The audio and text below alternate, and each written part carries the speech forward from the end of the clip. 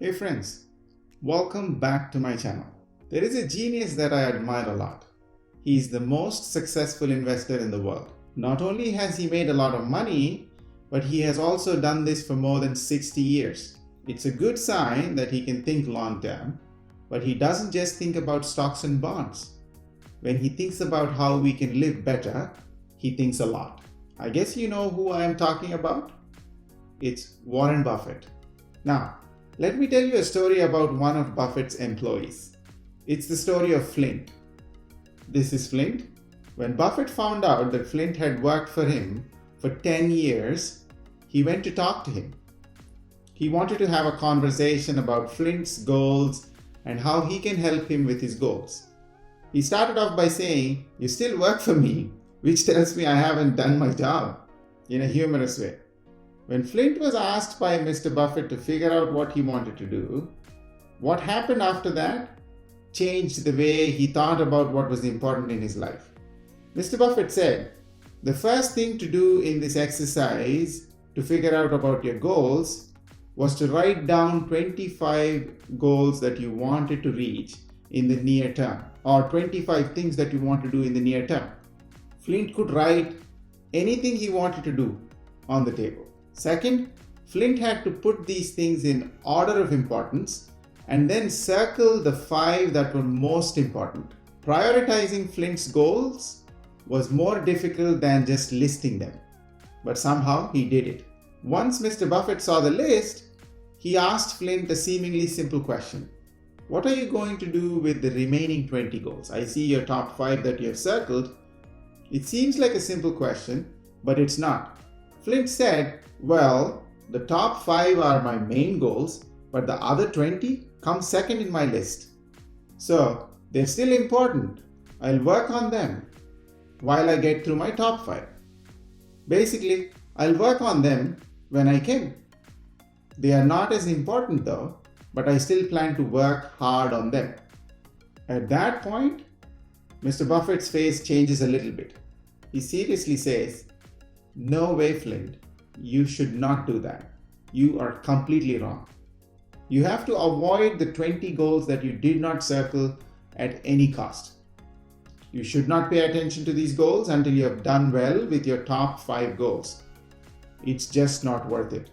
Flint didn't expect that this would happen, but in reality, he understood there's more competition for our attention now than there has been in the past. In the past, there have never been more choices than there are now, and it's not likely that we will be limited in any way in the near future either. In fact, our options are likely to get more and more limited as we move up in our jobs. I think that's the main reason that most of us won't be able to reach the level of skill that would allow us to be a superstar in any field. Each time we start a new project, we lose out on something else that could have happened. It takes us away from the things that are important to us. When you put all of your energy into one thing, your chances of success go way up. A lot of time has to be spent working on a few things in order to get really good. Cal Newport, one of my other famous authors, calls this the craftsman mindset in his book, So Good They Can't Ignore You. Craftsmen often start out as assistants or apprentices to a master, and they spend years learning how to do simple things.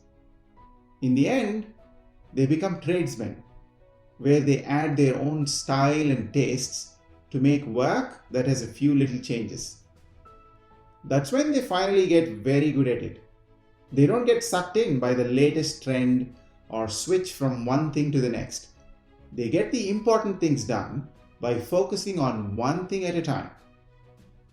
So Mr. Buffett talked about the 5-25 rule with Flint when he spoke about career goals. But I think it goes much further than that.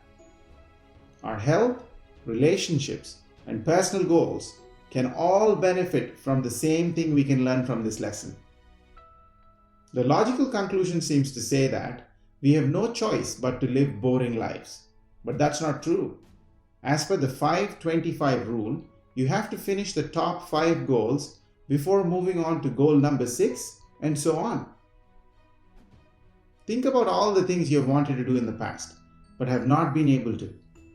For example, buying a new house, starting your own business, learning a new programming language, playing for your local hockey team, or traveling the world. Could be things you wanted to do in your life. Most of us never really make solid progress on many initiatives. There's something called the any benefit mindset, which is to blame for this.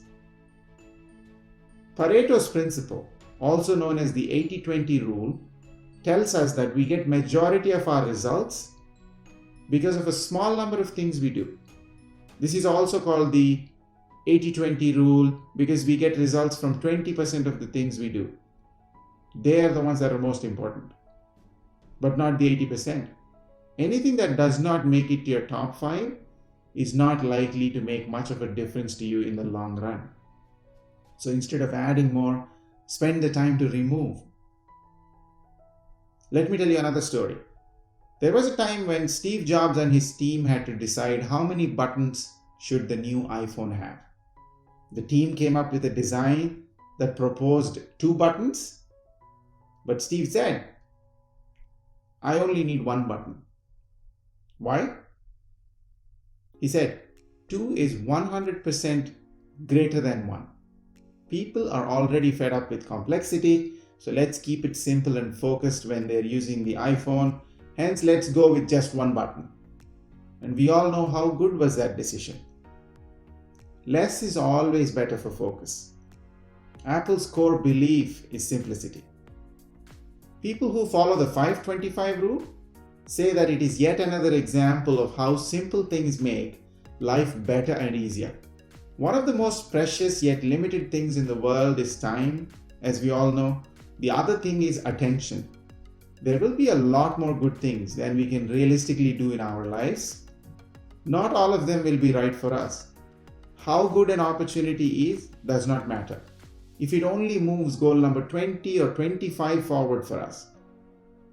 In the end, we only care about a few goals if we force ourselves to cut down on our options.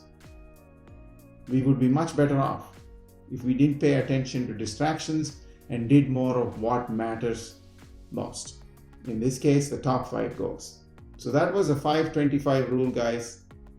I hope you all liked it. Thanks very much for watching.